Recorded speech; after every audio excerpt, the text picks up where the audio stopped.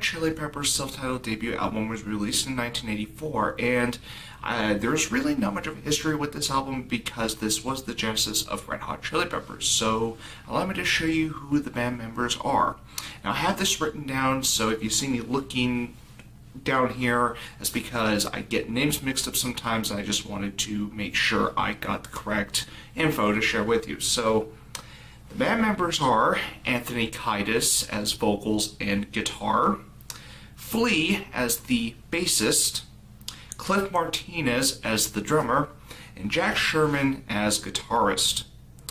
And this is actually the only album that Jack Sherman is in with Red Hot Chili Peppers, so there's a bit of a history there with this particular album.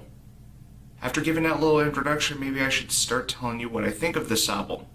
Starting off the Red Hot Chili Peppers debut album is True Men Don't Kill Coyotes, and I think this was a competent start to the Red Hot Chili Peppers, and it's actually the only track in this album that grew on me because I really do not care for the rest of this album afterwards. Buckle Down has a nice guitar sound, but I also found it repetitive. Get Up and Jump is okay, and I'll give Anthony Kiedis some credit for having fast vocals. The problem is the lyrics were hard to decipher because of how fast he is singing them. Why Don't You Love Me has a nice start, and I can understand why some people would dig this song. I personally don't, because every time I hear Anthony Kiedis singing, "Why don't you love me like you used to do?" it got on my nerves. After 6 tracks, we get Mommy Where's Daddy. I hate this track. I think it is really fucking annoying. After those few minutes of ear-grating hell comes Out in LA, and I think it's forgettable. Police Helicopter is short, it's wild, but I don't find it all that memorable. You Always Seem the Same is too short, and it doesn't really add much to this album. Grandpappy Do Plenty is an instrumental track, and it is also the final track of this album. Now, as cool as it was to hear an instrumental song by Red Hot Chili Peppers, I found it forgettable.